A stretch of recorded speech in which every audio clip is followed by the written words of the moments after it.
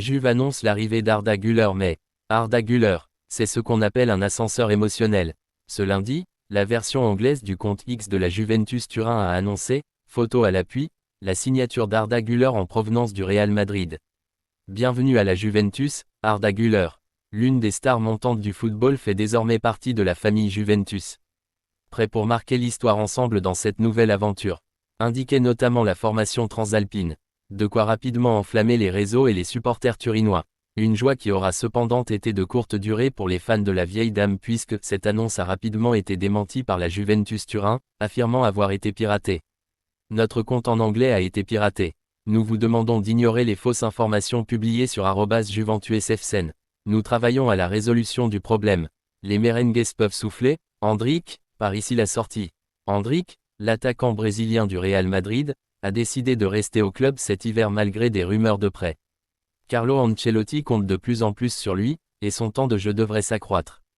À seulement 18 ans, Endrick, l'une des plus grandes promesses du football brésilien, a pris une décision importante pour son avenir au Real Madrid.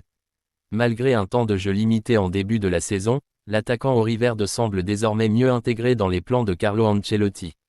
Alors que certains médias spéculaient sur un prêt lors du prochain mercato d'hiver, Endrick a finalement décidé de rester à Madrid. Selon AS, la jeune doublure de Kylian Mbappé est satisfaite de son rôle actuel et souhaite continuer à se battre pour obtenir plus de minutes.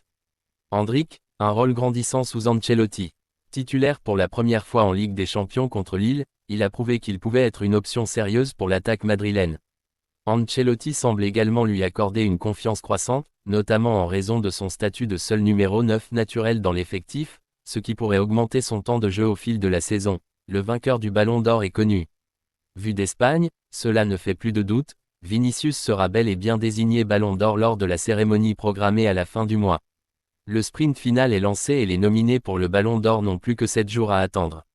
Le trophée sera en effet décerné le 28 novembre prochain sur la scène du théâtre du Châtelet et cette fois, le vainqueur sera dans l'ignorance jusqu'à ce que son nom soit appelé.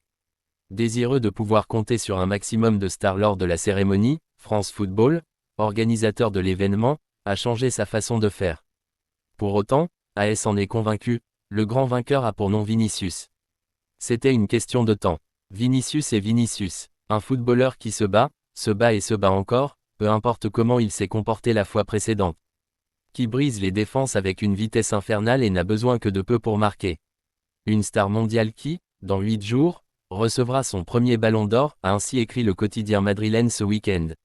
Vinicius grand favori du Ballon d'Or mais, récemment, Marca, l'autre grand journal madriliste, avait également expliqué que Nike s'affairait déjà pour célébrer comme il se doit le sacre du Brésilien, auteur de 24 buts et 11 passes décisives en 39 rencontres, la saison passée, toutes compétitions confondues. La boutique de la capitale espagnole devrait ainsi être repensée à la gloire de l'attaquant merengue. Si Vinicius a de nombreux atouts à faire valoir, au premier rang desquels le doublé du Real Madrid la saison dernière, l'échec du Brésil à la Copa América fait clairement tâche. Surtout, les deux sacres des merengues ont été des œuvres collectives et à cet effet Jude Bellingham et Dani Carvajal, qui est le seul à avoir réalisé le double Ligue des Champions avec le Real Madrid et l'Euro avec l'Espagne ont des arguments à faire valoir. Kylian Mbappé est plus loin, de même que Rodri, le maître à jouer de Manchester City, élu meilleur joueur de l'Euro. Le retour de Gavi rend fou le FC Barcelone.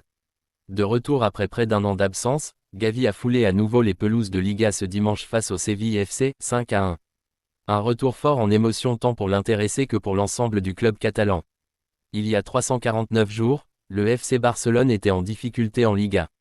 Sous l'impulsion de Xavi, le club catalan n'était pas au meilleur de sa forme, Robert Lewandowski peinait à empiler les buts, Rafinha était en grande difficulté et pire encore, les Blaugrana ont perdu Gavi. Lors d'une rencontre face à la Géorgie avec l'Espagne à l'occasion du rassemblement de novembre, le jeune milieu de terrain sortait sur blessure après un grave contact au genou. Une terrible nouvelle pour un joueur qui n'a fait qu'enchaîner les rencontres depuis ses débuts à 17 ans et qui allait sûrement être absent des terrains pour une longue durée.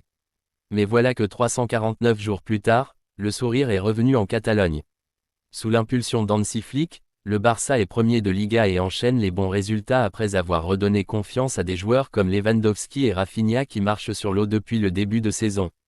Hier, lors de la large victoire face au Séville FC, l'émotion s'est même emparée du stade Montjuïc de Barcelone.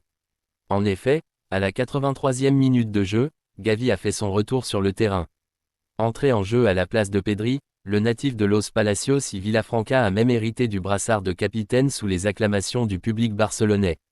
Touchant quelques ballons, Gavi a montré qu'il était désormais prêt à enchaîner les rencontres avec le Barça dans les prochaines semaines. Gavi très ému après son retour avec le FC Barcelone. Forcément ému après ce retour à la compétition, Gavi a logiquement affiché sa joie de sortir enfin d'un tunnel qui l'a éloigné des terrains durant plus de 10 mois en conférence de presse d'après-match. Je suis très heureux d'être de retour dans l'équipe après une si longue période. La vérité est que je rêvais de ce moment depuis de nombreux mois et je suis reconnaissant à mes coéquipiers car ils m'ont facilité la tâche. Mon pire souvenir, regarder son équipe de l'extérieur, à chaque match, est très difficile. Il faut profiter de chaque instant et apprécier les choses. C'est quelque chose que j'ai appris et je me sens très chanceux d'être ici aujourd'hui. Lorsque tous les fans et tous les coéquipiers vous aiment et vous apprécient, vous vous sentez très chanceux. Pedri qui m'a donné le brassard. Je remercie Pedri pour le geste qu'il a fait et les supporters parce qu'ils m'ont toujours montré leur amour et le moins que je puisse faire est de le leur montrer. Un culé veut toujours porter le brassard de ce club et c'est l'un de mes rêves. Sur ses réseaux sociaux, Gavi s'est fendu d'un message plus sobre mais toujours avec une certaine émotion. Culé, merci beaucoup pour votre soutien aujourd'hui. La vérité, c'est que je suis très heureux et satisfait, y compris pour la victoire. Maintenant, nous devons gagner les 2 prochains matchs. Je vous aime tous beaucoup. Outre l'émotion normale de l'international espagnol, 27 sélections, 5 buts, tous ses coéquipiers ont également apprécié ce retour providentiel. Même son entraîneur Hansi Flick, qui ne le connaît que depuis quelques mois, était très heureux par le retour du milieu de 20 ans. Je suis très heureux pour Gavi. Son retour m'a donné la chair de poule, c'était important pour lui et pour l'équipe qu'il revienne. Aujourd'hui, c'était son objectif. Il voulait être sur le banc et son rêve était de jouer 5 minutes. Tout le club est heureux pour lui. Un retour providentiel qui intervient au meilleur des moments. Cette semaine, le Barça reçoit le Bayern Munich mercredi, 21h, avant de se déplacer au Santiago Bernabéu samedi prochain, 21h, pour un classico qui s'annonce brûlant. Ancelotti, je demande à Mbappé ce que je demandais à Benzema. À la veille de l'affrontement entre le Real Madrid et le Borussia Dortmund au Santiago Bernabéu, Carlo Ancelotti s'est exprimé face à la presse. Un remake de la finale de LDC.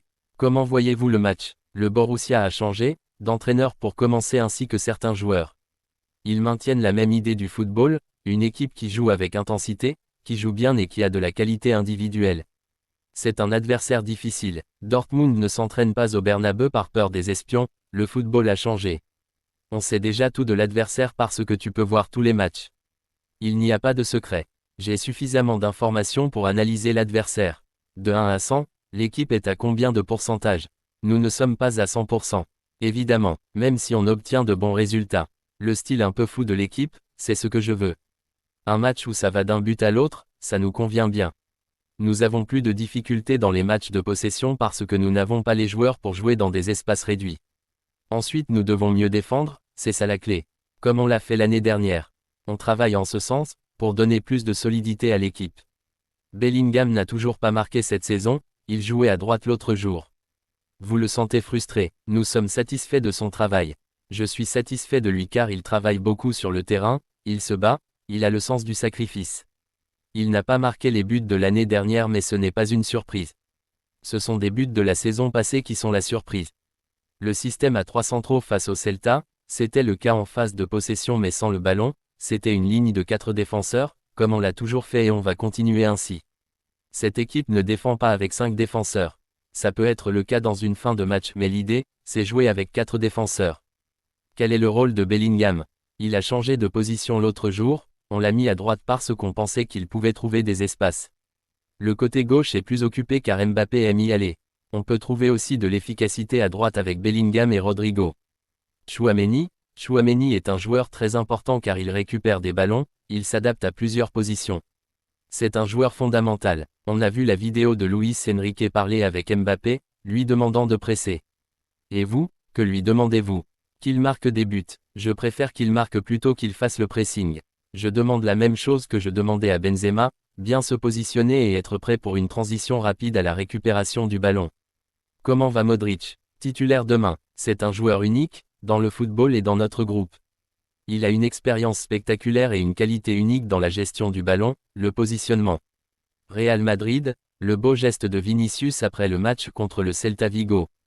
Vinicius Junior. Souvent pointé du doigt pour son attitude et son comportement, Vinicius Junior a montré un joli visage hier soir. Après la victoire du Real Madrid contre le Celta de Vigo, un geste de Vinicius Junior a marqué les esprits, même s'il n'a pas été retransmis à la télévision. Auteur du but décisif sur une passe de Luka Modric, le Brésilien a brillé sur le terrain, mais c'est son attitude après le match qui mérite des éloges. Souvent critiqué pour être provocateur sur le terrain, notamment en raison des tensions avec les supporters adverses, Vinicius a démontré une toute autre facette de sa personnalité.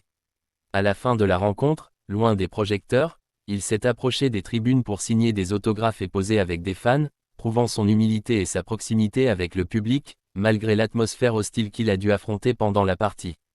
Une image à redorer, ce geste contraste avec l'image de provocateur que certains médias lui collent régulièrement. Les réseaux sociaux ont révélé des moments que la presse plus traditionnelle semble éviter, renforçant l'idée que Vinicius n'est pas l'instigateur des tensions mais bien un joueur respectueux et accessible.